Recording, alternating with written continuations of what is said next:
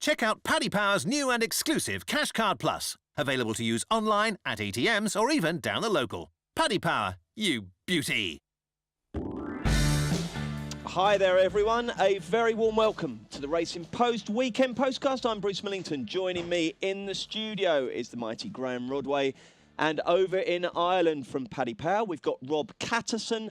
And from the Racing Post's Irish office up there in Capel Street, making a very warm welcome postcast debut to Mark Boylan. Now, Mark, if you thought Maddie was the only new kid on the block in this postcast game, think again, because Maddie's 19, but Mark is also 19. He's burning it up as a reporter over in Ireland. He's also a terrific judge. And not only does he have a lovely speaking voice, as you're about to find out, he's also got a really exceptional singing voice. Just listen to this.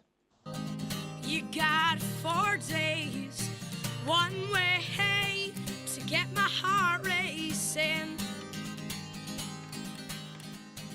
Do you remember that? Do you remember that, G? Were you in that day? Now, isn't it? Yeah, I do remember that. How long ago was that, Mark? Look, that's what I was 13 or 12 at that time, Bruce. The voice is a good bit deeper now, as you can expect. It is the old Alid Jones there. So that was when Mark was a kid who wrote this song about Cheltenham, and we did a story about it. And he came over with his dad and sang it for us, didn't he, in the office? Yeah, do you remember that? Yeah. Some buzz. Now really yeah, enjoyed it was brilliant, absolutely superb. And now here he is, writing stories for the Racing Post and hopefully tipping winners for you on the postcast. Let's tell you what's coming up. It's one of those weekends that you wouldn't necessarily say is the highest in quality in Britain, but there's some great stuff all around the world. We've got Winks and Harrogate running, Arrogate even, running in America and Australia. We've got some really good group action in Deauville all weekend. I'm in Deauville, so I'm very much looking forward to that. And loads of other stuff besides. We'll start off, though, with the Saturday ITV4 action. We've got 4 races at Newbury, which we will take in chronological order, starting with the 150. It's the Denford Stakes, a listed race. Over 1 mile and 2 furlongs, and Mr. Catson, please kick us off with a show of betting. OK, Bruce, the Denford Stakes. So we're 7-4 about Hey Gaman, 5-2 Learn by Heart. It's 4-1 Red Mist, 11-2 then about another bat, and you can have 12 as par. Good 2-year-old race to kick things off. OK, well, to kick things off, let's get Ed Sheeran, a.k.a. Mark Boylan, to tell us who's going to win. Good luck with your first ever postcast tip, Mark. Well, look, it's not one that I'm going to have massive conviction on for my first one. I'm sweeter on other ones later on, but George Scott has showed his ability already this season to handle juveniles well with the likes of James Garfield, and I'm quite sweet on another bat in an open contest, but look, he tried this trip for the last start at Ascot. He was just touched off, and he looked booked for 4th or 5th in that race. If you watch it back, he really had some nice finishing speed, and he's the sort of horse that looks to thrive on racing. He's tough and hardy, and look, perhaps there's more potential to come in Red Mist and Love by Heart, but I do think he's going to give them plenty to think about from the front at around a 7-1 price, and he'll do for me in an open sort of contest. Jolly good. What about you, G-Rod? Yeah, it's a cracking little race. It's an interesting race because you've got another bat and Hager Man who look exposed but are really tough, genuine performers, and they set a high standard on form. But you've got a nicely bred Red Mist there. I mean, by Frankel, he went off very short price for his debut at Sandown, and I was impressed with the way he put his head down and battled to win. He looked like he was beat that day, and the front two come miles clear. It's quite a tough call because I'm a big fan of Hager Man. When he wins, he tends to bolt up. He bolted up last time. When he won at Yarmouth, he won by 1,000,000 miles. I just wonder if he's the sort of horse who likes his own way. You know, when he can dominate a race, I'm not sure he's going to be able to do that with another bat in there. They might cut each other's throats and set it up for Red Mist. Well, look, we've got the Raceform Interactive cards. And if you look at the last 5 winners here, one of which indeed was Bilardo, all of them horse type. Improve it, improve it, improve it, improve it, improve it. So there could be a clue there. Rob Catson, who do you think is going to win this one? Yeah, I think it could come down to the 2 Frankel horses. I think this Hager Man is very worth taking on. The twice he's stepped up to this sort of class, he's been well beaten. And I just thought, Learn by Heart, he was very coltish the first day. He proved a lot to win at Doncaster impressively. He's got a couple of decent entries. The highest 2-year-olds are going well. So it's the Queen's horse, Learn by Heart, in the first at Newbury for me. And for people who don't understand the lexicon of racing, Rob, what do you mean by very coltish? Only joking. 225. The Betfred Geoffrey Freer Stakes. How do you bet there, Rob? Right, so we're joint favourites, 2-1 about Defoe and Frontiersman, 7-1 to Eternity. Agent Murphy is 8-1. It's 11-1 Wall of Fire. and 16th bar. And we'll stick with you for a tip, Rob. Yeah, it's a good race. Obviously, the betting's going to come. It's going to be dominated by Defoe and Frontiersman. Frontiersman let me down for a few quid the last day, and I just thought he shinked out of a battle against Hawkville when he possibly should have won. Defoe has been progressive. He's going the right direction, but I'm very taken with this filly to eternity. She was very impressive at Newmarket. Obviously, she's stepping up again in class here, but she's definitely going the right direction. She's got a Group 1 entry. I think she could be a very smart filly. She looks in each way certainly at sevens, but I think she could beat the two big boys. Was that the one where she grabbed the rail and absolutely devoured them? Yeah, it was impressive, James wasn't Doyle it? was on her. That's right. Yeah, absolutely. Okay, Mark Boylan, who do you like here? Well, look, Frontiersman is the most likely winner in my eyes, but I'd like a little bit more value about him. He hung like a gate the last few times. Again, Highland Reel in the Coronation, he lugged in, and again against Hawkville in Newbury. And look, Appleby, he suggested afterwards that the King George could be next, and this is nowhere near that level. But I thought maybe a little bit more experience. He needs the penny to drop, or else he needs to cop himself on and get his ideas together. But just don't forget about the fillies here. I'd rather take maybe Frontiersman on with a couple of each way angles. Harlequin is an absolutely mad price here at 40-1 in my eyes. Look, Mick Shannon, he's in fine form at the moment. I think he's had 6 winners in the last couple of weeks and 16 more in the first 4. And look back to this time last year, what she was doing. She was 3rd to Minding and 7th Heaven in the Epsom and Irish Oaks. And look, she was off for 350 days even last time at Goodwood. The ground was appalling for her. I think she'll come on for the run. D'Souza's on fire. You know, look, if she hit the frame at 40s, you can't complain at that. The other one maybe is Horseplay down the bottom there. Look, as we've seen recently, it's very effective for fillies, 3-year-old fillies, to take on the older horses in group company, and she gets weight from all of them here. She beat Astronomy's Choice at Newmarket on Guinea's Day. Impressed me there, but look, you can write off Epsom. That occasion wasn't right, but just a little stat for you there. I read at the start of the season, she won her Nottingham Maiden by 13 lengths, and since 2010, Andrew Balling has had 5 horses that have won a maiden by 10 lengths or further. And there's a listed winner in there, a 3-time listed winner, in fact. Poet's Vanity won the Group 3 last year, and she's the only other one. So, look, that had really appealed to me there. One of the other ones, as an each-way angle there, wasn't disgraced in Song 2 last time. Take on Frontiersman with 2 each-way angles. Can you imagine going out for a drink with Mark Boylan and David Jennings? You wouldn't go home with a sore throat from speaking too much. Boy, those boys can talk. Great stuff. No, it's brilliant. Excellent. G-Rod, who do you like in the Geoffrey Freer? It's quite a tough one. There's loads. I mean, obviously, Frontiersman, massive class angle, but a horrible ride, and will have to be produced right. Who knows if he's going to stay this extra distance. Dead keen to take him on. Defoe gets the ridiculous amount of weight that all the 3-year-olds are getting over this trip, and he won that London Gold Cup well, which is always a good race and has been again this year. Then last time out, he Fresh Frankus, who won at Haydock. The form is absolutely rock solid, but he's too short. So it leaves me the Tartan Spartan at a big price, which I like each way. Won nicely in listed company last time. He's quite a big gangly type. You know, he's got a lot of scope for improvement. He's always looked like he's going to get better with age. I think there's a lot more to come from him. The interesting one is Agent Murphy at the top. Won it 2 years ago. Looked like he was going to go on and make up into a very smart performer. Barely made it to the track since. Who knows what sort of shape he's in. I could make a case for him. To Eternity is a massive player. I like about 7 or 8 of them in the race, but I've backed Tartan Spartan each way, hoping first 3, 3 places, only 9 runners. So. All right then, mate. The 3 o'clock is the Betfred TV Ladies' Day Handicap, a 20 grand affair. Over 7 furlongs. Rob Catterson, what's the latest betting? Okay, so we're 11 to 4 Sun Lover, 7 to 1 Mountain Rescue and Realise. It's 8 to 1 Ionization, 9 to 1 Hyde Park, 10's Graphic Storm, and 11's Bar. G-Rod, you're going first. Squats. Okay. The top weight. Mark. No, go on. No, I know he got a bunch of duckings by its name, and but there was a lot of money for this horse last time. Was it last time or the time before in the Wokenham? They really came for it, and obviously thought it was going to come back to form. And Haggis's team, when the money is down, they don't usually get it wrong. They did get it wrong this time, but I mean, this horse continues to drop in the weights. I mean, he wasn't far off group class at his best. He's now running in Class 3. Georgia Cox is well worth £5 claim. If Squats can just re-find his spark, he can win this race doing handstands. Okay. G-Rod's going for Squats. Who are you going for, Mark Bolan? Boylan, even? Well, look, T-Rex man isn't myself Mark now, Bolan, but blimey. hey, listen, Much you out never of him. know. I won't complain, but no, I like Noble Peace here. He's knocking on the door after winning at Goodwood a few starts ago, and I think there is a race in him off 87.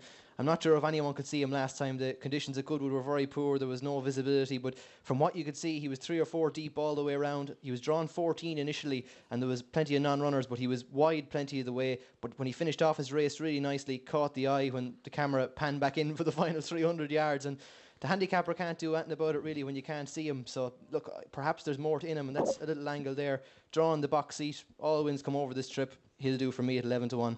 Okay, and Rob, what about you? Got a strong fancy here?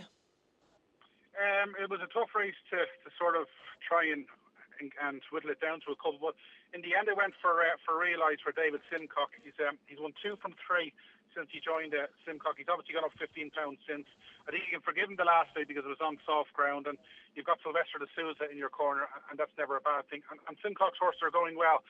From his last 9 runners, 7 of them have either won or been placed. So Realise at around 7 will do for me.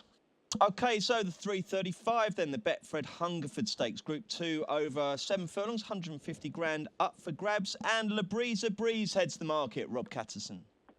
Yeah, sure does. Not the greatest of Group 2s, but we're 9 to 4 La Breeze. It's 5 to 1 Breton Rock. It's then 6 to 1 Kaspersky, 7's Deban, 10 to 1 Massat, and Natra, along with Mix and Mingle, and we're 14's Bar. It's a difficult test, this, G-Rod, isn't it? Because if you look at what happened at Goodwood last time, Breton Rock came from nowhere at a massive price to win the race. La Breeze, no sort of run, finished 9th, and yet the market says La Breeze is much more likely to win this time. How do you see it?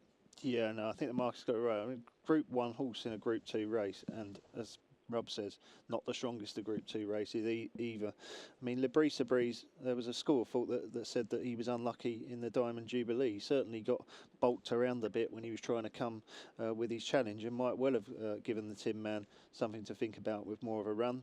Then turned up at Goodwood last time and everything went completely wrong. Got caught in a pocket like so many do there, and you can completely put a line through that run. If he can run anywhere near the form that he showed first time up at Ascot, he should win this quite comfortably. The only problem for me is there is a horse that I've got in there that is a cliff horse for me and my good friend Paul Keeley. We're always back it Spangled for Roger Varian having her first run this year. There's another big sort of gangly type who has always looked like she would just keep getting better and better as she strengthened up with age. So I'll be fascinated to see how she runs first time up this season. But so is the betting strategy going to be proper bet La Breeze and a Rod Laver on the other one? 14 to 1 Spangled. I'll have a small one because I just could not stand to see Spangled come and beat me if I was on La Breeze. But she is going to have to produce a big career best to beat La Breeze first time up off a long layoff. So it is a big ask. Okay, Boy Wonder, what do you fancy? Well, look, for me, this is a race for horses in no man's land a little bit. Horses who aren't quite Group 1, horses who don't quite stay the mile 100%, horses who aren't quick enough for 6 furlongs. It's a real middle-of-the-road sort of Group 2. Not a race I have a strong opinion on. If you push me, I'd say Poet's Vanity, the outsider of the field each way. She was won her Salisbury Maiden well, fine comeback behind Deban. Okay, has a little bit of work to do to turn that form around, but she didn't settle in the Guineas over a mile, and then she wasn't quick enough for Harry Angel over 6. I think it's that sort of race where a horse in between the two can suit, and although she is a little bit in no man's land like this, maybe if she can develop, mature and settle a little bit better, she can represent a bit of value at 25s. But to be quite honest, Bruce, now this won't be one I get involved with. Okie doke. Rob, Breton Rock, who won this race in 2014. Can he do it again, or are you going to look elsewhere? He can do it, but he's not for me, and I'm the opposite to Mark. I'm pretty excited about one here. You look at Natra, I know she's obviously sort of disappeared off the Group 1 scene, but if she's anywhere close to her best form, she's an unbelievable price at 10. You look, she's been second in 2 Group 1s. She arguably put up her best performance when she bolted up over course and distance. You'd have thought she's going to come on from her reappearance. In a bad Group 2, I think she's an unbelievable price at 10. She won't be out of the frame, and I think she should win. Oh, good stuff. Right, competition result. On Monday, we asked who won the Phoenix Stakes at the Curragh last Sunday. The answer was Sioux Nation, and the winner is, well, the winner is at Flat Cap Racing. We're pretty sure that's not how he was christened, but we haven't got his real name yet. Now, Paddy Power have sent you a message at Flat Cap Racing, so if you could reply to that, they can arrange to get the £25 stuck into your Paddy Power account so you can use it for a nice bet. Well done. There'll be another chance to win a £25 or €25 free bet from our sponsors Paddy Power in Monday's show. Paddy Power are offering money back as a free bet if the horse you back finishes second, third or fourth to the SP favourite in 2 races today and every day this month. Max £25 per race. T&Cs apply. 18 plus. BeGambleAware.org. Let's focus our attention on Newmarket for 2 races live on ITV4, starting at 2:10. It's the Randox Health Grey Horse Handicap, in which each horse who runs has grey fur. What is the latest betting? Rob Catterson. Yeah, the latest betting is 3-1 Dark Power, 6-1 Siren Pearl, 7's Case Key Cheval Blanche, 8-1 Capananity Con, and we're 12's bar. It's fur or hair, G-Rod? I suppose it's... Hair, would you say? Probably is, isn't it? Yeah. Quite hair. Furry, though. I don't know. Anyway, have you got a handle on this one? Yeah, I really fancy Syrian Pearl, who won the race last year off the same mark. And I think that Chris Wall's done an excellent job to get her back down to this mark. I'm sure that this would have been the aim, obviously, having won it last year and being a grey horse. You know, you must have this race in mind for a while. And he's had a few runs this season and just appears to be being brought nicely up to the boil, I thought, with this in mind. And it's very interesting. Chris Wall was absolutely flying this season. Had a great campaign. And yeah, I think he's got it right here with Syrian Pearl off the right mark. Rightio, so 6-1 does it for you, yeah? That's it. Quite happy. Have you had a look at the old grey race, Mark? I have. It's some spectacle, really. It's great to watch. In terms of quality, maybe isn't there, but really brilliant to watch itself as a sight. And I'll just echo what Graham said. I'm very sweet on Syrian Pearl too. I think that the case has been made there for, and maybe one at an each way price. Buccaneers vault. Paul Midgley is a dab hand at getting these sprinters right, falling from a mark of 80 to 71 at one stage. Showed there was still spark 2 starts ago. Maybe that's an each way angle, but we very much with Graham there and Syrian Pearl. God, the future's in good hands, isn't it, with people like Maddie and Mark, eh? 19. Fantastic, isn't it, G-Rod? I know. It makes you feel old, doesn't it? It does, yeah. I seem to have aged very quickly in the last year. Rob Catson, what do you fancy in the old Greys race? Yeah, it's a hat-trick for Syrian Pearl. Pretty much echo what the lads say. And not only is he same mark as last year, but he's £3 lower than his last win. And G-Rod alluded to it. Chris Wall's flying. He's had 3 winners in the last week. So all round Syrian Pearl. There you go. We could not be in greater agreement. Syrian Pearl will win the 2:10 at Newmarket. Will the panel agree as wholeheartedly with one another on the 2:45, which is the Randox Health Handicap? A Class 2, 45 grand up for grabs. 6 furlongs the trip.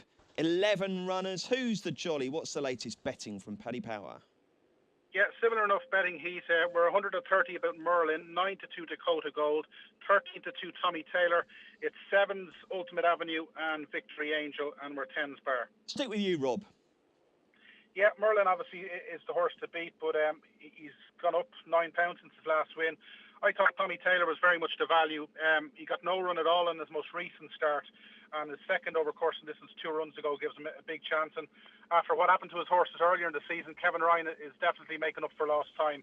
And himself and Tommy used had a double yesterday. So Tommy Taylor, he'd be one of the best bets of the day for me.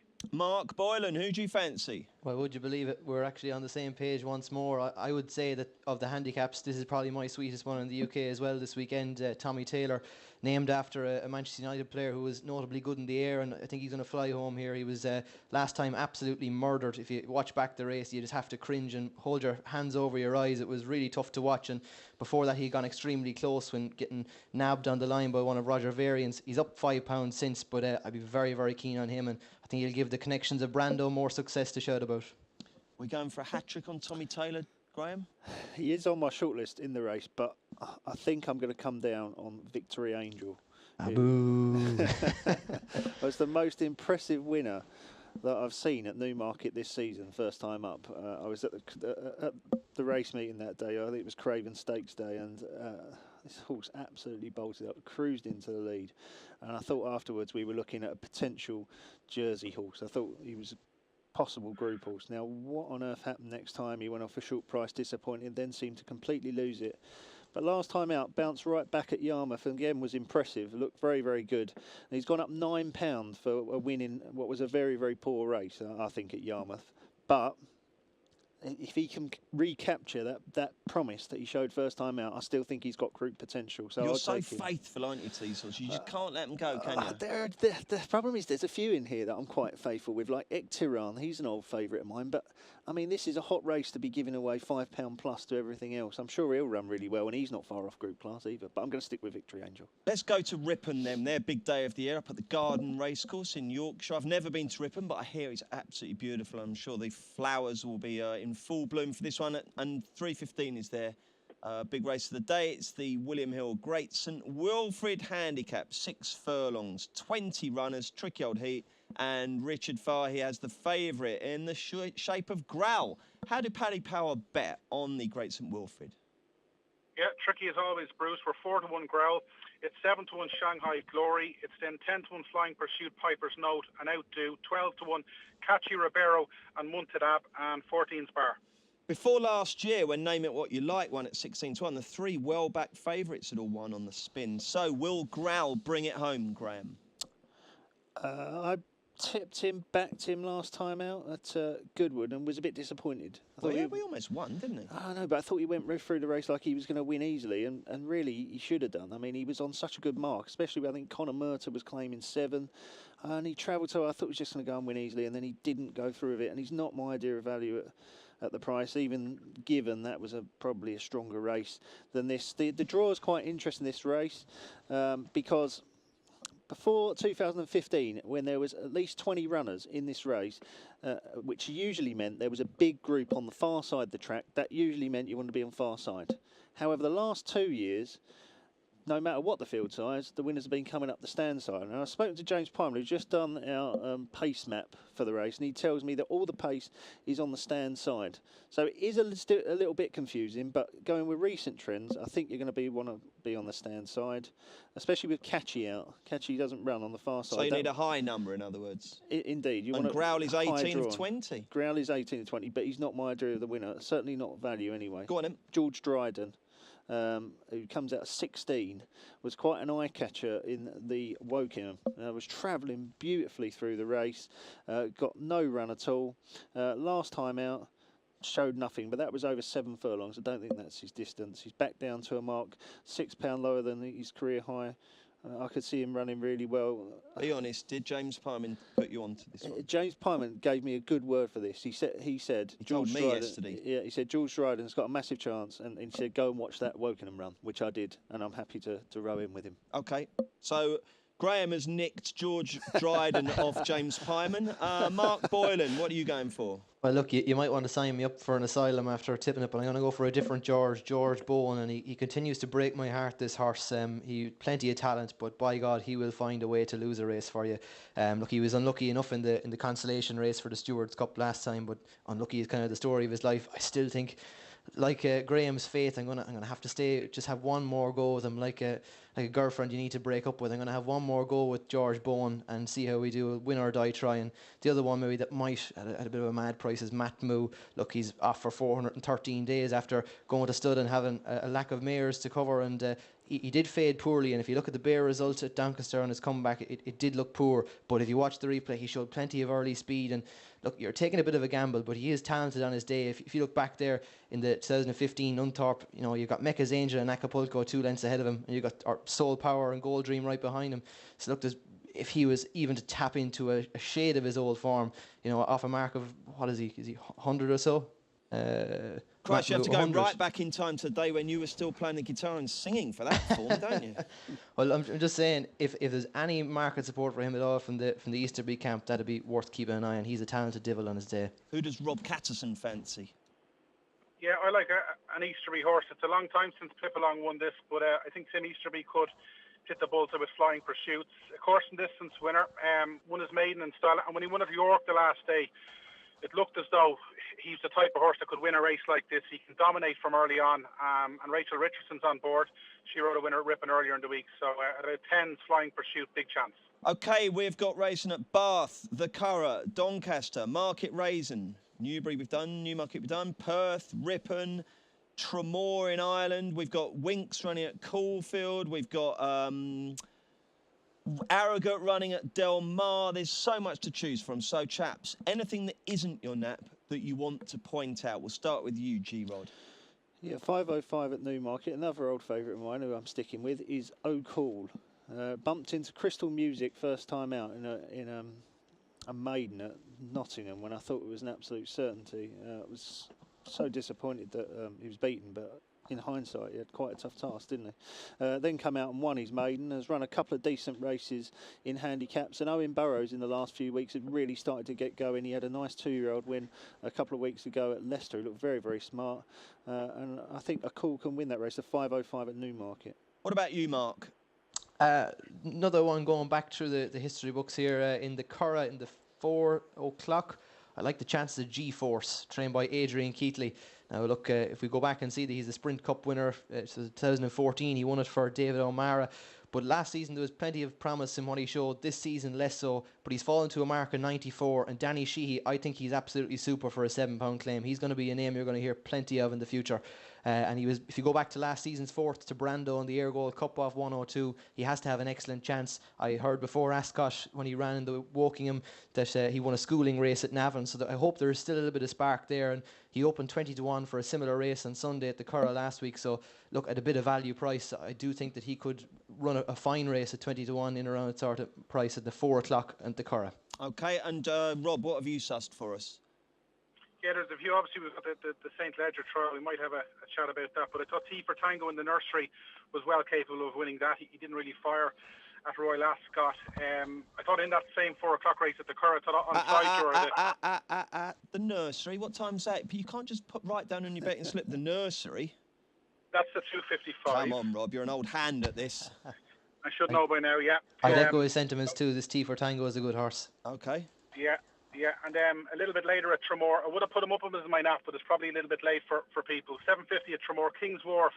He was formerly with Willie Mullins. He's one of our hurdles and fences, but he's off 45 in a 2-mile handicap now. I know he's had a couple of chances, but Gavin Cromwell has him. If he doesn't win this, he'll never win a race in the flat. He's a good thing, I'd say, in the 7:50 at Tremor. Okay, quick word then about the 3:30 at the Curragh. It's the Irish St. Ledger trial. Paddy Powell betting on it, and what are the prices, Rob?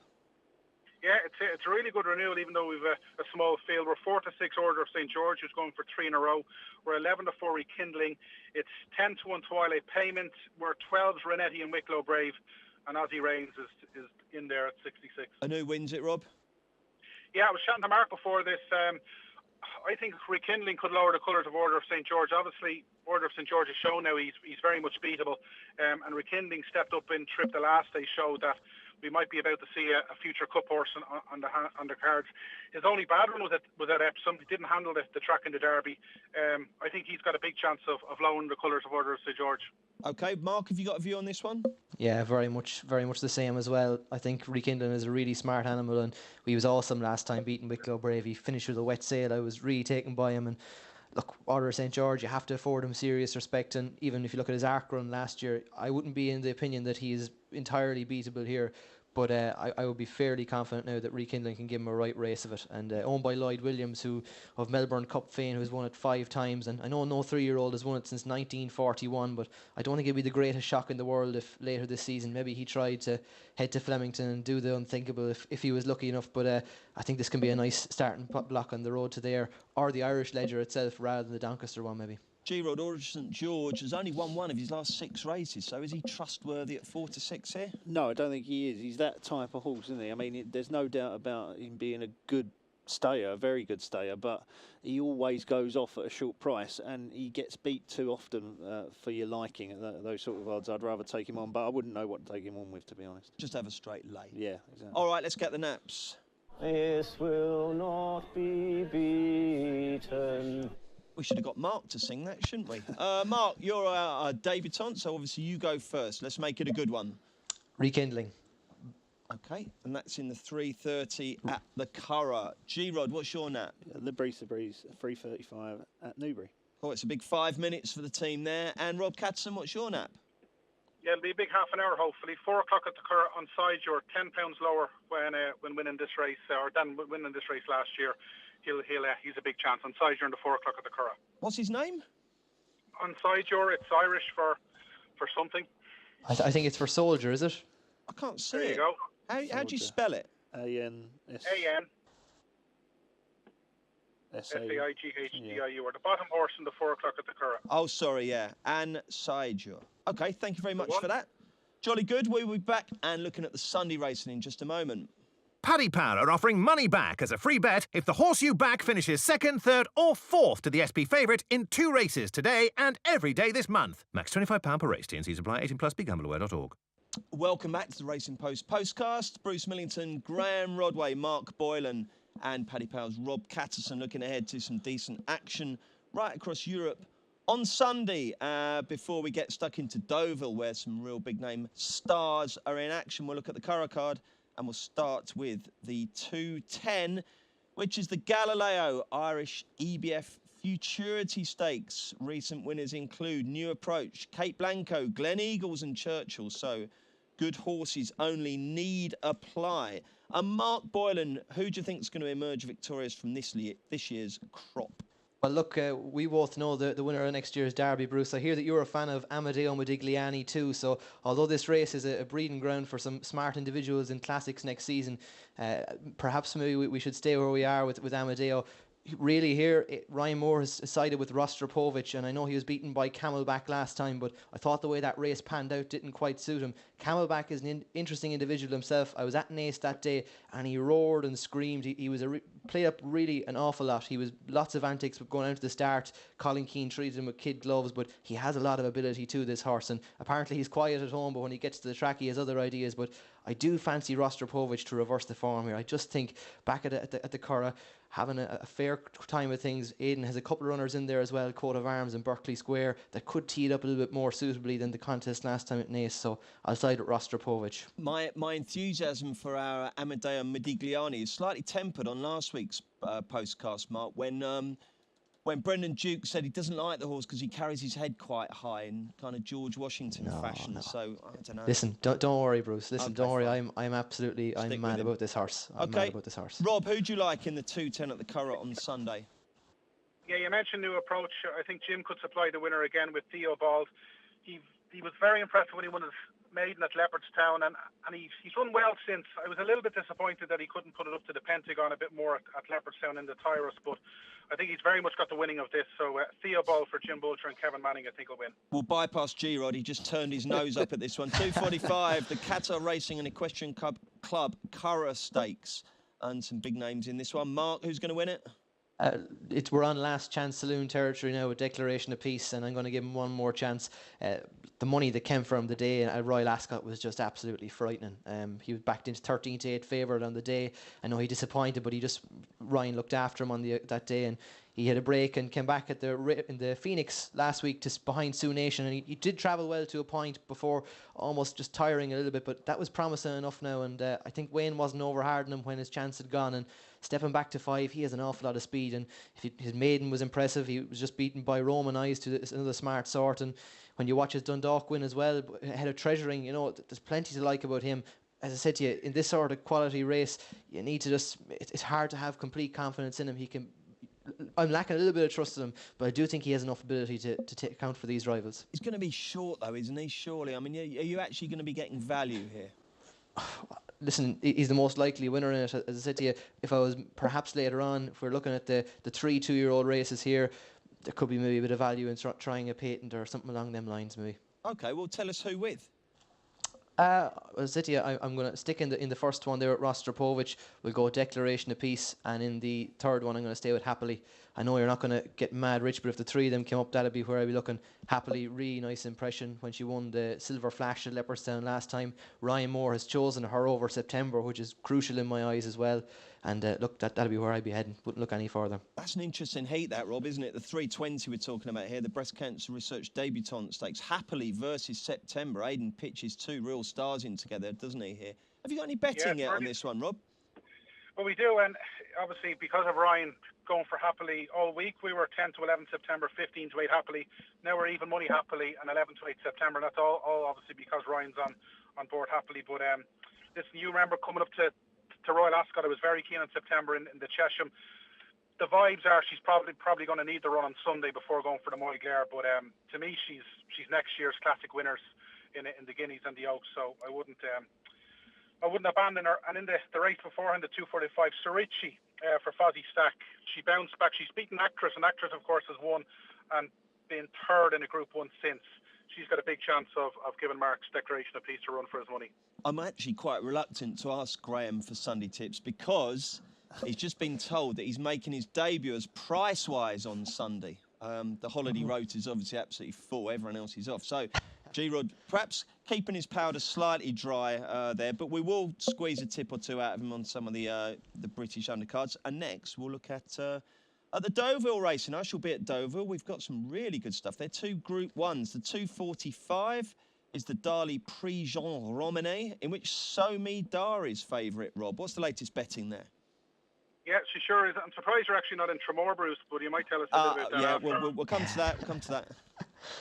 The highs and lows. But, yeah, obviously with Armanda not running now in the Group 1, the Prix Jean Romanet, it's pretty short now about Somidar. We're 6-5 Somidar. Ajman Princess is a 5-1 chance in a 6's bar, and it looks a great opportunity for John Gonson's mare to get back on track. Is that your tip then, Rob? Somidar? Yeah, I think so. Listen, if you go back to her Prix de l'Opera run, finishing third, and she's had the one run this season, there should be no excuses. And like Ajman Princess is second in the betting, and she's got an awful lot to find with her. So I'd say if there's a banker in France on Sunday, she's it. Banker for you, Mark Boylan? I won't confess. I'm going to confess here, I'm not an expert on French racing by any means. It's not something that I dedicate a huge amount of time to. I'd love to see different league run well in the morning for Tipperary connections. Con Marnan, he picked her up for €8,000 and couldn't sell her when he went to Doncaster. Nobody wanted her, and she really smart, beat Half a Century last time, but maybe one at a price there. High Dream Melina, unlucky behind, unfortunately. I watched that race, Carl Burke's horse. It beat it there, but at the same time, I felt if it had got a clear run, would have got the better of, unfortunately, on the day. I think around the 8-1 price that could do for me. But as I said to you, if there was a match bet between, unfortunately, and High Dream Melina, I'd certainly be come down on the side of High Dream Melina. Well, let's get a show of betting on that 3:30 then, the Darley Prix Morny. Rob? Yeah, this is the race of the day. We haven't really had a good opportunity this year to see the 2-year-old fillies pitched in, but there's a good bunch of them here. We're 6-4 about the Albany winner, different league. It's 3-1 Tantine for Freddie Head. She's won a Group 3. We're 9-2 Zonza, who's 3 from Troop. Then we've got Nantelli, who, of course, is going to try and frank the Clemmy form. Havana Grey's a Group 3 winner. What price is Nialetti? Nialetti's 11-2. We're 6-1 Havana Grey, and it's 10's bar. But this is definitely the 2-year-old race of the season on the fillies front. I tell you what, I'd love that Nialetti last time. Absolutely superb. G-Rod, obviously now you're Mr. Price-wise. You're going to be coming over all coy. Just give us a clue, can you? That Somi Dar, it was very disappointing last time out at Goodwood, so you got to be keen to take her on that. Yeah, say no more.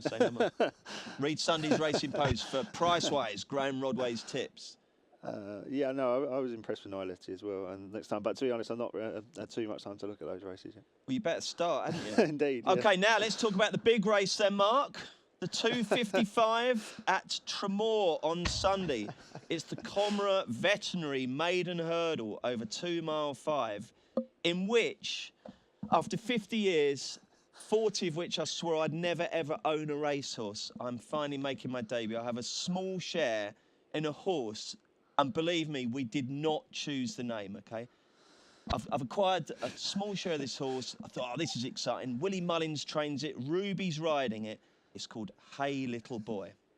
I do hope he runs well. Have you had a chance to look at the form yet, Mark? What are we up against? Have I got any chance? Well, to be honest, I've heard that this horse in Willie Mullins at the moment. Now, it's owned by absolute gangsters, but coming from Germany, apparently has a good chance. This, as you have mentioned it, Hey Little Boy, look, in terms of form, you will find stronger maiden hurdles in Ireland.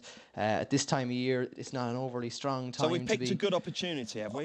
Hopefully. Now, I'm not meaning to set you up for a fall or anything at all, but you can tell me more about what it's doing at home than I'll be able to tell you about some of these horses in terms of form, because a lot of them, they aren't a huge amount to write home about, to be quite honest, without any disrespect to any rivals here. Maybe you can be a bit more bullish, but if your fella is smart, he could well account for them. Sounds like you'll want a better win, because if it doesn't win... Yeah, exactly, yeah. The old dream's going to die straight away. I see you have it in blue Tremor. colours. You have blue colours. You can sneak a bit of red in for Palace. Beautiful colours those, aren't they? Look at those, G-Rod. Look, plain blue. Fantastic. Well, I'm going to be at Deauville on Sunday. There is absolutely no chance there's going to be an on-course betting shop showing their ways, is there? So I just hope somehow there's a bet to view facility. Otherwise, I'm going to have to ring some commentary line. But we can FaceTime if you want. I know there was clamped down that during the week. We can have another FaceTime there. I could get the sack there for illegal streaming of data rights, but I don't know what I'm going to do. I might have to call you up for a commentary. But anyway, good luck to Hey Little Boy. Some bloke called Ruby Walsh riding in the 255 at Tremor. What are you up to this weekend, G-Rod? Obviously, big day on Saturday, isn't it? Because you're price-wise. Absolutely, yeah. Looking forward to that. Yeah, hopefully I'll get off to a good start. And then Sunday I'm off north. Up north. Is that what you're trying to say? I'm off up north. Oh, Yeah. where are you so going? On Sunday I'm driving up to Chester. I've got a few friends up there, so we're gonna stay down there, and then we'll be going across. I think it's the M62, is it? It goes across to York for the E-Board meeting next week. So You're off next week, are you? I'm off the most part of next week. I'm back next Friday. Lovely. But yeah, I'm looking forward to. Give us a York horse to keep an eye on. 2 days at York. Batash should win the Numthorpe. I know they got Lady Aurelia in it, but that Batash, God, that looks so good, didn't it? I mean, and is that horse improving quickly as well? I'm really looking forward to that race. That is going to be absolutely superb, isn't it? Mark, well done. A very accomplished debut. Enjoyed that. You can come again. What are you doing this weekend? You got youth club tomorrow? Are you out campfires or something? What's going on with you? Doing lots of good things, Bruce. Yeah, I'm actually in Tremor, where the great and good will be. All right, down by the seaside. Really looking forward to spending 2 days down there, and I'm also looking forward to seeing Hey Little Boy do the business, please God. But I'm really looking forward to seeing Arrogate, to be honest with you, in Delmar. It's one of them races where this will hinge an awful lot on the Breeders' Cup, which is an event I really, really like. And he looked like he lost interest in Delmar last time. He was, what did he go off, 101 to 20? He was very flat, but just maybe an angle if you want to look at it. It was a horse called Collected, trained by Bob Baffert as well. Now, he won a race last time at Delmar, and he won as he liked. Like you want to see a 3 to 5 favourite win. And look, they backed off him last year after disappointed in the Preakness, the middle leg of the Triple Crown. He's matured from it. And if Arrogate is to lose tomorrow, this horse won't be 16 to 1. And I think he's the horse that could beat him if there are any chinks in Arrogate's armour. But looking forward to Tremor more so, but that'll be really an interesting one to keep an eye on. Jolly good. Well done, Martin. What about you? Will your dulcet tones, Rob, be ringing round the Paddy Power betting shop estate this weekend, or have you got a rare weekend off? There will be Sunday. I'm in the Curragh tomorrow.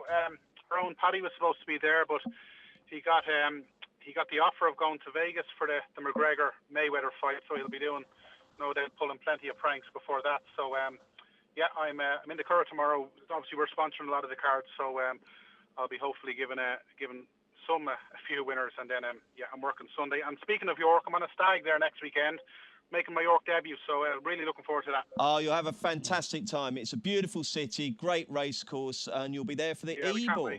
Great stuff. Yeah, they're Friday and Saturday, so give a shout out to the groom, Johnny Breach. He's going to have one weekend he'll never forget. Fantastic stuff. Well done, Johnny. I hope that goes well. Thank you very much indeed for listening. Maddie and the gang are back on Monday, where we will look back on the weekend, but more importantly, look ahead to 4 fantastic days at York. And then we'll be back next Friday to shine the torch on all the weekend action. So do join us for those. Check out Paddy Power's new and exclusive Cash Card Plus. Available to use online, at ATMs, or even down the local. Paddy Power, you beauty.